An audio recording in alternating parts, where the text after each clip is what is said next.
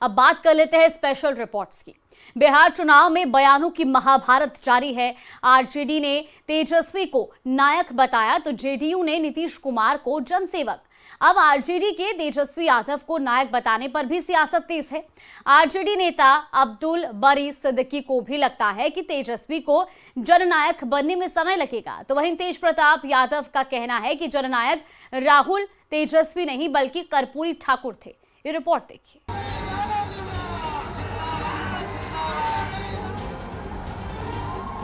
न नायक है न जननायक है, ये एक्चुअली नालायक है।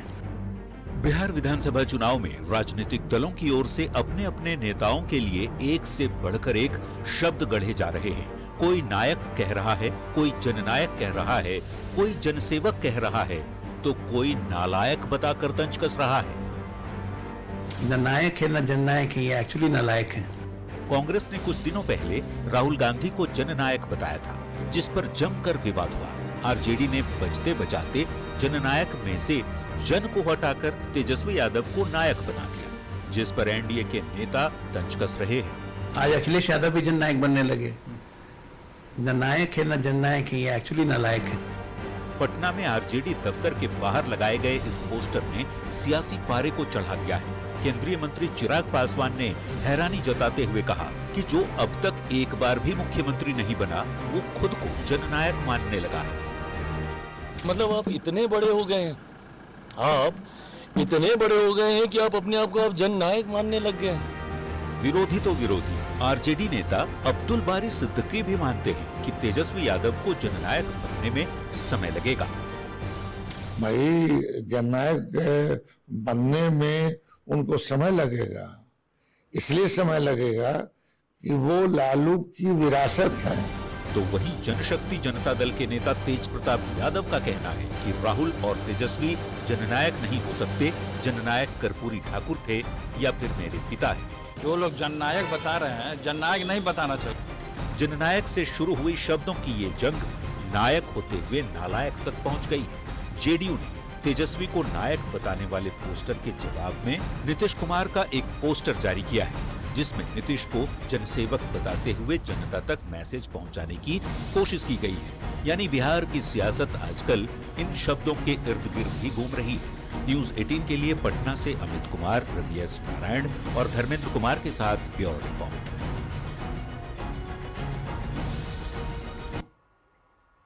और अब बात बिहार चुनाव से जुड़े नए सियासी संग्राम की।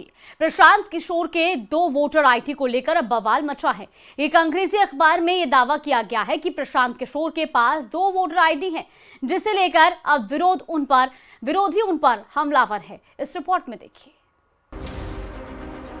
मतदाता का नाम प्रशांत किशोर, विधानसभा क्षेत्र करगहर, राज्य बिहार। मतदाता का नाम प्रशांत किशोर, विधानसभा क्षेत्र भवानीपुर, राज्य पश्चिम बंगाल। ये 2 वोटर आई कार्ड एक ही मतदाता के हैं। मतदाता भी कोई आम नहीं, बिहार में बदलाव की दहाड़ मार रहे जनसुराज के संयोजक प्रशांत किशोर। पीके के पास 2 मतदाता पहचान पत्र होने के मामले का खुलासा होते ही निर्वाचन आयोग ने उन्हें नोटिस भेजा और 3 दिन के भीतर जवाब तलब किया।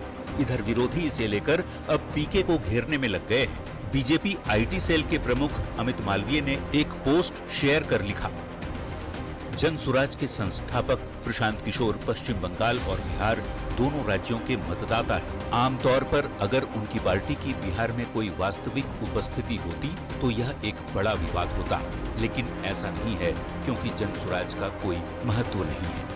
दूसरे पे उंगली उठाने वाले, दूसरों को नैतिकता की दुहाई देने वालों का खुद का हाल ये है, जब खुद के घर शीशे के होना तो दूसरों के घर पे पत्थर नहीं उछाला करते। पलायन पर प्रवचन देते हैं और खुद जाकर बंगाल में वोटर भी बन जाते हैं, बिहार के भी वोटर हैं।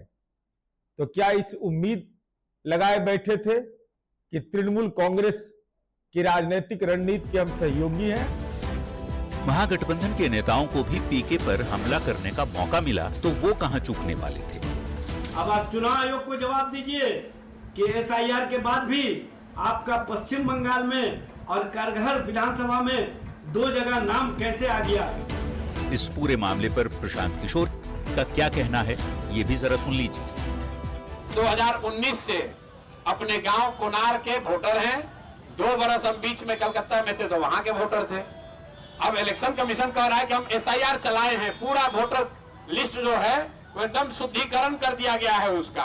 तो उसके हिसाब से प्रशांत किशोर का नाम कोनार में करघर विधानसभा में अंकित है। जाकर आप डाउनलोड करके देख लीजिए। हमको गिदड़ भक्ति देने के लिए एक नोटिस भेजे हैं, तो भैया नोटिस काहे भेज रहे हो, पकड़ के अरेस्ट कर लो, देख लेंगे। लालू नीतीश सरकार पर सवाल खड़े करने वाले प्रशांत किशोर अब अपने मतदाता प्रमाण को लेकर चौतरफा घिरते नजर आ रहे हैं। देखना होगा निर्वाचन आयोग के नोटिस के जवाब में पीके की क्या प्रतिक्रिया होती है।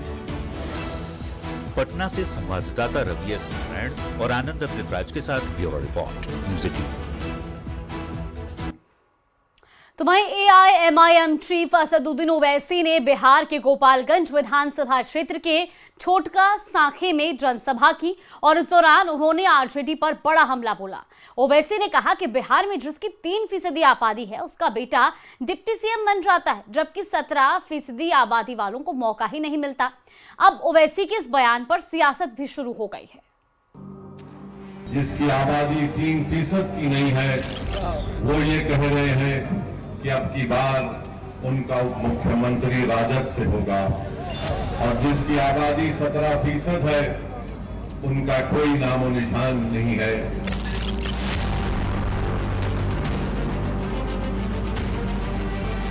बिहार में चुनाव कौन जीतेगा ये तय होने में अभी करीब 2.5 हफ्ते का वक्त बचा है, और कौन किस पद पर बैठेगा इसे लेकर खूब सियासत हो रही है।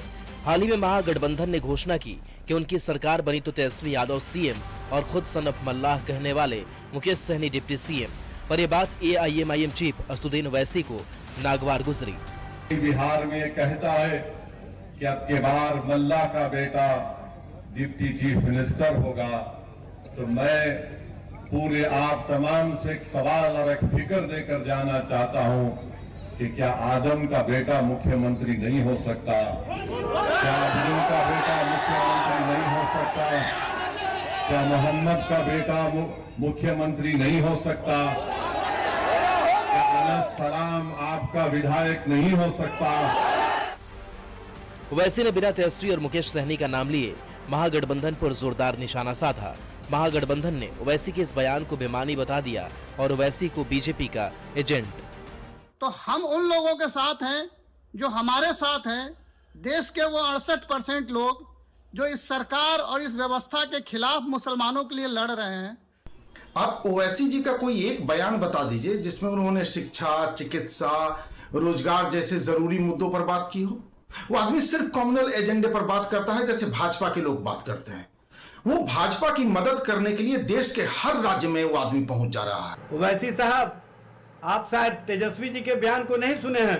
तेजस्वी जी ने स्पष्ट रूप से कहा है कि भारतीय जनता पार्टी जो बेचैनी दिखा रही है और जो अल्पसंख्यक हितैषी होने का ढोंग कर रही है, उनकी बेचैनी को हम जल्द ही पूरी तरह से समाप्त कर देंगे। ओवैसी ने महागठबंधन पर टिकट बंटवारे में भी मुसलमानों की अनदेखी का आरोप लगाया। मुसलमान यानी तेजस्वी के MY समीकरण का M और इस M पर ओवैसी की भी नजर है। अब देखना होगा कि ओवैसी की चुनावी चाल RJD का खेल खराब करती है या AIMIM बस बुटकटवा बनकर रह जाता है। गोपालगंज से संवाददाता गोविंद कुमार और पटना से रवि एस नारायण के साथ ब्यूरो रिपोर्ट, न्यूज़ 18। तो वहीं उत्तर प्रदेश के डुमरियागंज से पूर्व बीजेपी विधायक राघवेंद्र प्रताप सिंह के मुस्लिम औरतों पर दिए गए विवादित बयान पर मायावती ने कड़ा ऐतराज जताया। मायावती ने इसे संविधान और शांति व्यवस्था के खिलाफ करार देते हुए सरकार से ऐसे नफरती बयानों पर सख्त कार्रवाई की मांग की है। वहीं अयोध्या के संतों ने पूर्व बीजेपी विधायक के बयान का समर्थन किया है। इस रिपोर्ट में देखिए।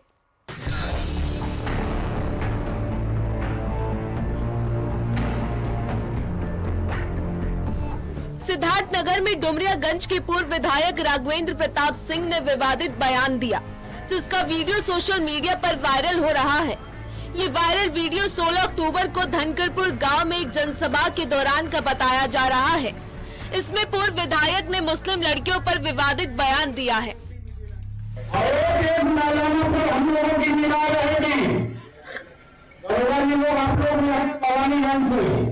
कि भरतपुर को कम से कम 10 मुस्लिम लड़कियों को हिंदू बनाने का काम करना है, चाहे जैसे भी करना है, और सबकी साथ तो सबकी नौकरी की गारंटी हमारी हम बोल रहे हैं। अयोध्या के संतों ने पूर्व बीजेपी विधायक के बयान का समर्थन किया है। संतों का कहना है कि जब सनातन धर्म पर विधर्मियों का हमला हो रहा है तो उन्हें भी उसी तरह जवाब देना चाहिए। आज के युग में भी अगर हमारे धर्म के बहू बेटियों को विधर्मी बनाने का प्रयत्न होता है तो एक के बदले 10 नहीं, एक के बदले 100 इस प्रकार के विधर्मियों को के कन्याओं को ला करके स्वधर्म में स्थापित करना, ये पूर्व में हमारे हिंदू धर्म के ही रहे हैं और आज फिर से हिंदू धर्म में वापसी होगी तो ये खुशी का विषय है। कई सोशल मीडिया पर ऐसे वीडियो आए हैं जिसमें साफ दिखाया जाता है कि आप ब्राह्मण की लड़की को फंसाओ तो आपको इतना पैसा मिलेगा, वैश्य की लड़की पर इतना पैसा मिलेगा, क्षत्रिय की लड़के पर। तो अगर एक वर्ग खुलेआम ये कह रहा है तो कम से कम सनातन धर्म में कोई तो है जिसने खुले मंच पर ये बात कही है, ये स्वागत योग्य है। पूर्व बीजेपी विधायक राघवेंद्र प्रताप सिंह ने लोगों से कहा कि 10-10 मुस्लिम लड़कियों को हिंदू लड़की बनाओ, सबको रोजी रोटी देने की जिम्मेदारी हमारी। इस पर बीएसपी सुप्रीम मायावती ने कड़ा एतराज जताया है। मायावती ने सोशल मीडिया पर पोस्ट कर लिखा, पूर्व विधायक का बयान जहरीला है, विषैला हिंसात्मक खेल निंदनीय है, मुस्लिम लड़की लाओ नौकरी पाओ घृणित बयान है, ऐसे लोगों के खिलाफ सख्त कार्रवाई होनी चाहिए। ऐसे बयानों से अशांति अराजकता फैलेगी। ऐसे बयान मजहब के लिए खतरा है, सभ्य सरकार के लिए अराजक तत्व चुनौती है। पूर्व भाजपा विधायक राघवेंद्र प्रताप सिंह ने अपने बयान पर सफाई दी है। उनका कहना है कि हिंदू लड़कियों के जबरन धर्म परिवर्तन के खिलाफ उन्होंने ये बयान दिया था, लेकिन इसे तोड़ मरोड़ कर पेश किया जा रहा है। वहीं उनके इस बयान के बाद अब सियासत तेज है। Bureau report, news 18, UP Uttarakhand.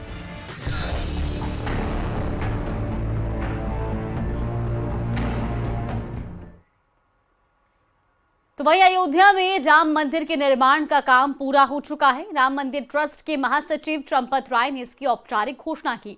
अब 25 नवंबर को प्रधानमंत्री नरेंद्र मोदी राम मंदिर के शिखर पर ध्वजारोहण करेंगे। क्या है राम मंदिर के ध्वज की खासियत, इस रिपोर्ट में देखिए।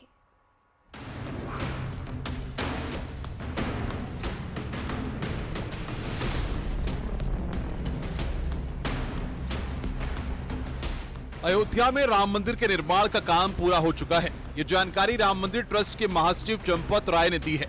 राम नगरी अयोध्या स्थित श्री राम जन्मभूमि मंदिर और उससे संबंधित सभी निर्माण कार्य पूरे हो गए हैं। अब 25 नवंबर को प्रधानमंत्री नरेंद्र मोदी मुख्य मंदिर के शिखर पर ध्वजारोहण करेंगे। राम मंदिर निर्माण के लिए भूमि पूजन भी पीएम मोदी ने ही 5 अगस्त 2020 को किया था। अयोध्या में श्री राम जन्मभूमि मंदिर और एसोसिएटेड स्ट्रक्चर्स सभी का निर्माण कार्य पूर्ण है। मंदिर जो पत्थरों का बना है, नागर शैली में है, उसका निर्माण पूर्ण हो चुका है। भूतल पर रामलला, प्रथम तल पर राम परिवार विराजित है। राम मंदिर भवन निर्माण समिति के अध्यक्ष नृपेंद्र मिश्रा ने बताया कि ध्वजारोहण के दिन श्रद्धालुओं के लिए दर्शन परकोटा और सप्त मंदिरों में नहीं हो सकेंगे। उनको दर्शन 25 नवंबर को नहीं होगा। जो लोग आमंत्रित किए जाएंगे उनको भगवान का दर्शन की व्यवस्था की जा रही है। करीब 8000 लोग आमंत्रित किए जा रहे हैं, तो उसकी व्यवस्था करनी होगी। उसके बाद श्रद्धालु दर्शन करेंगे अगले दिन से। राम मंदिर का ध्वजारोहण पीएम मोदी 25 नवंबर को करेंगे। इस कार्यक्रम को भी राम मंदिर की प्राण प्रतिष्ठा की तरह भव्य बनाने की तैयारी है। ध्वजारोहण के लिए राम मंदिर ट्रस्ट आर्मी का सहयोग लेगा। ध्वज का वजन 11 किलो होगा। भगवान रामलला के मंदिर पर लहराने वाला ध्वज पैराशूट के कपड़े का हो सकता है। राम मंदिर का भगवा रंग का ध्वज है। सूर्य, ओम और कुविदार वृक्ष के प्रतीक इस पर बने हैं। राम मंदिर का 161 फुट ऊंचा शिखर है। इस पर 42 फुट ऊंचे खंबे पर ध्वज रहेगा। 5 दिवसीय समारोह 21 नवंबर से शुरू होगा। 25 नवंबर को ध्वजारोहण के साथ ये संपन्न होगा। ध्वजारोहण समारोह में 8000 से ज्यादा मेहमानों के आने का अनुमान है। मंदिर परिसर के 6 मंदिर पर भी ध्वजारोहण होगा। इसमें शिव, गणेश, सूर्य, हनुमान, भगवती, अन्नपूर्णा के मंदिर शामिल हैं। राम मंदिर नागर शैली में बना हुआ है। भूतल रामलला और पहली मंजिल पर राम परिवार है। News 18 UP Uttarakhand.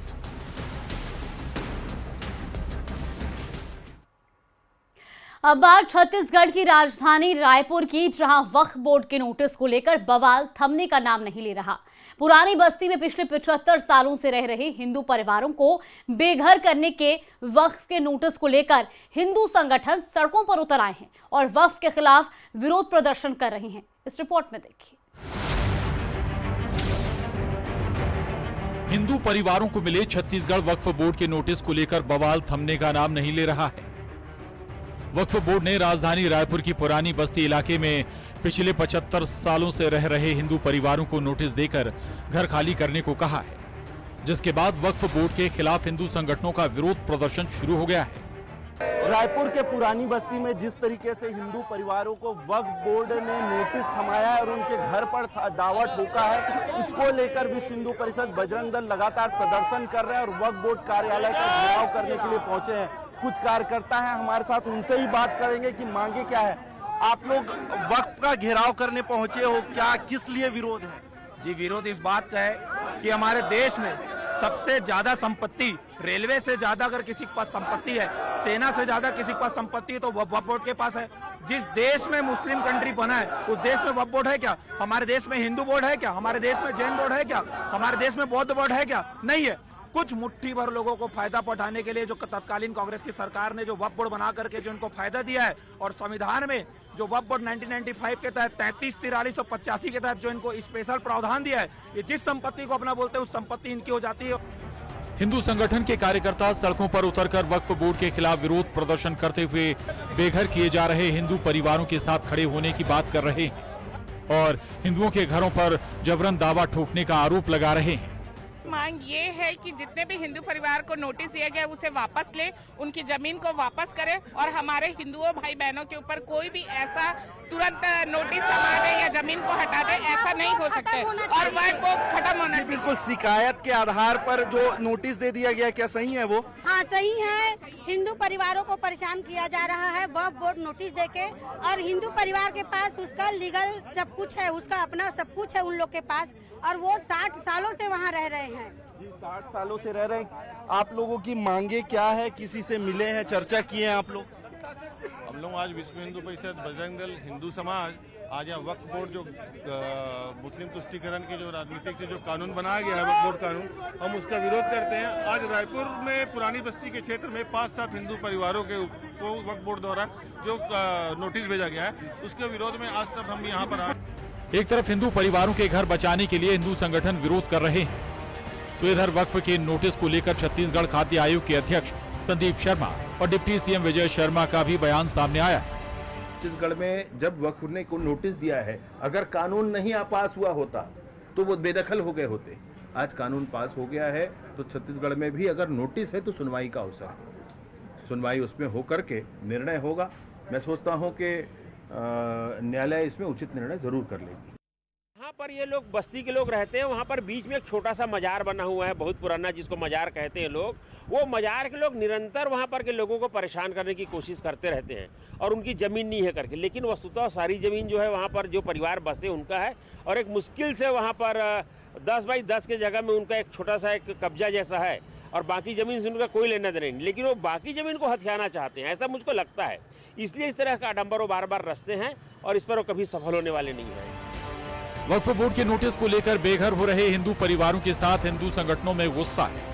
लोगों का कहना है कि उनके पास 1965 और 1948 के रजिस्ट्री पेपर्स हैं और इतने सालों में वक्फ बोर्ड को अपनी जमीन का ख्याल नहीं आया। रायपुर से न्यूज 18 के लिए आकाश शुक्ला की रिपोर्ट। वहीं राजधानी दिल्ली में प्रदूषण सांसों के लिए खतरा बना हुआ है।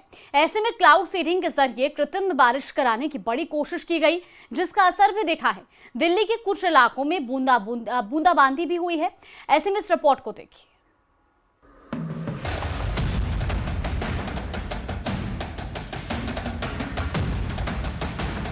राजधानी दिल्ली में प्रदूषण बड़ी समस्या बन गया है।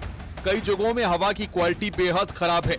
दिल्ली वालों को प्रदूषण से राहत दिलाने के लिए आर्टिफिशियल रेन का सहारा लिया गया है। क्लाउड सीडिंग के ट्रायल सफल रहे। क्लाउड सीडिंग के लिए IIT कानपुर से सेसना विमान आया। दिल्ली के मयूर विहार, करोल बाग, बुराड़ी में क्लाउड सीडिंग की गई। दिल्ली NCR में 9 जगह क्लाउड सीडिंग की गई, जिसका असर भी देखने को मिला है। कई जगहों पर हल्की बूंदाबांदी भी हुई है। दिल्ली सचिवालय के आसपास बारिश की बूंदें गिरी।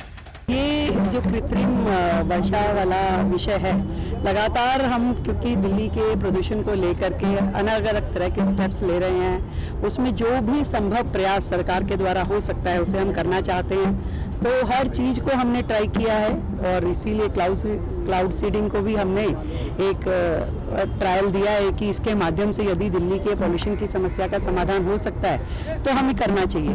पर ये एक एक्सपेरिमेंट है, देखते हैं इसमें से क्या निकल के आता है। और एक्सपेरिमेंट अगर सफल हो जाता है तो मुझे लगता है कि एक समाधान जो दिल्ली वासियों के लिए बड़ा महत्वपूर्ण होगा वो निकल के आएगा।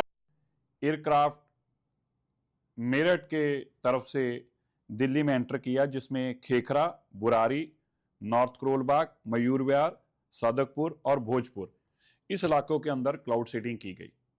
क्लाउड सीडिंग में 8 फ्लेयर्स को यूज़ किया गया है।